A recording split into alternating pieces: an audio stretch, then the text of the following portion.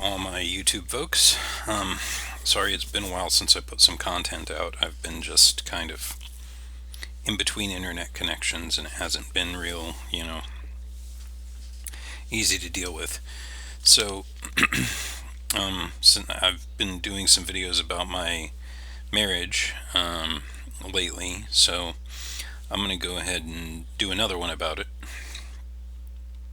So these are just 7 red flags in my marriage.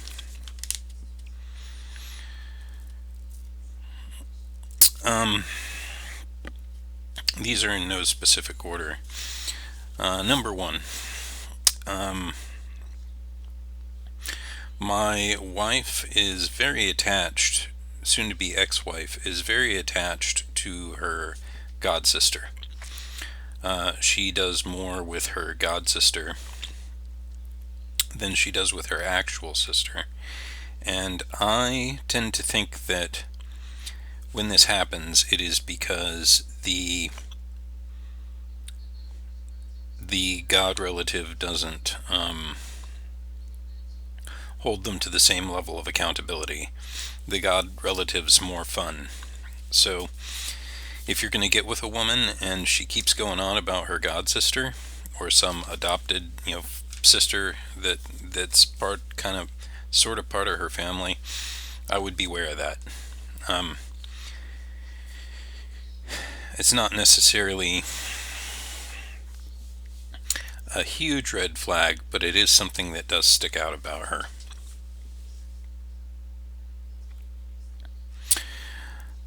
Number 2, I was actually asked to invite less people to our reception so she could invite more people to it.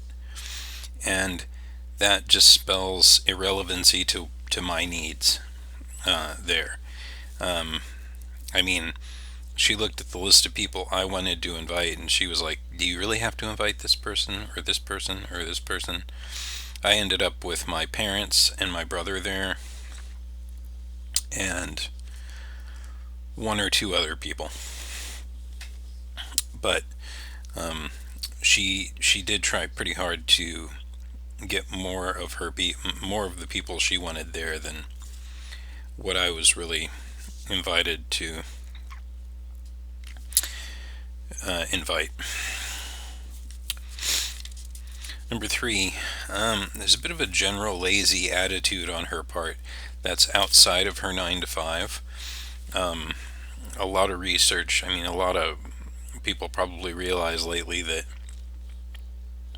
men don't really care how much money a woman makes. It's nice if you're not going to have kids or anything for both of you to have a job, but as long as you guys can cover your rent, the dude's pretty happy, I think, for the most part. So, if you get very little help with things at home, that's a big red flag. Again, if you guys aren't going to have kids, then probably you should both be making dinner some nights or both helping each other make dinner every night or something like that. If there's always some excuse as to why she can't do that, big red flag there. She also kind of would not exercise with me. It's kind of important to keep in shape, and I find if I'm with somebody that's kind of lazy, it's very difficult to kind of maintain my own health. You kind of want to have your significant other in that with you. It's working out's not necessarily easy, especially as you get older. Again, I'm 17 years older than her, so working out for me, it's not as easy as it used to be.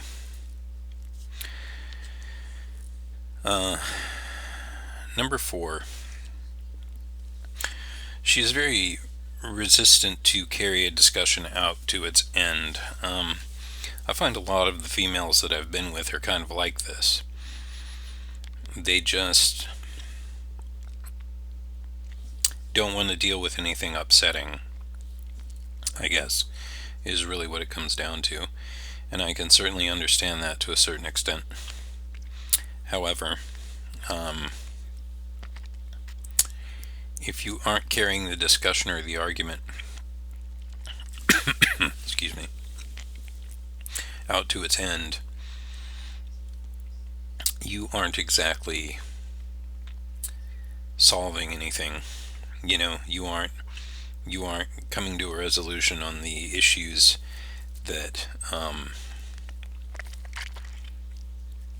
could be, just straight up plaguing the marriage or the relationship. If your partner continuously won't discuss things, that sticks out real bad, because you're basically just not going to get anywhere. And when something is dropped, there's going to be a lot of blame thrown around, I think.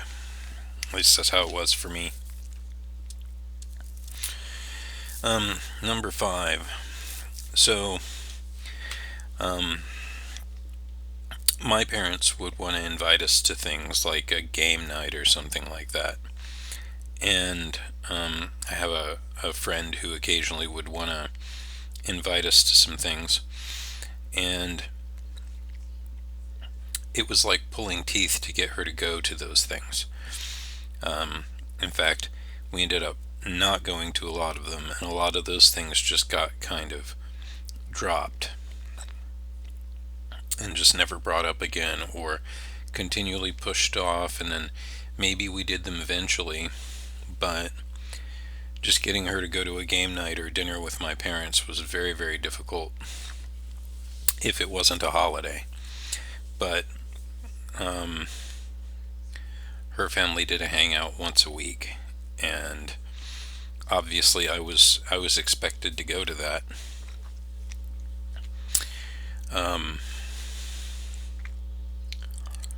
That really started to feel kind of unfair.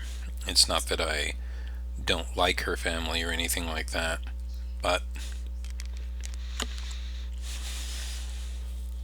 I do tend to feel like that's all really one-sided, and then your own family can start being like, hey, your partner's really keeping you from doing things with us, it seems, and that can kind of turn into a problem. So that really stuck out to me. Number 6, there were demands about intimacy, but my very basic standards to be intimate with someone weren't really being met. I can't really elaborate on that and stay out of her business sufficiently. Maybe you guys could do some math and come up with 4 there. But just, I think anybody has standards, just basic standards for being intimate with someone. And if those aren't met, then that's kind of a real red flag. And then when your partner starts using those as like some kind of weird sexual punch card, like, hey, if I do this, can we have sex? If the answer is like, I don't know, or maybe, then it doesn't get done. You kind of can see where that person's priorities are. A dirty-minded female can be kind of fun sometimes, but there are times where her head needs to be out of the gutter.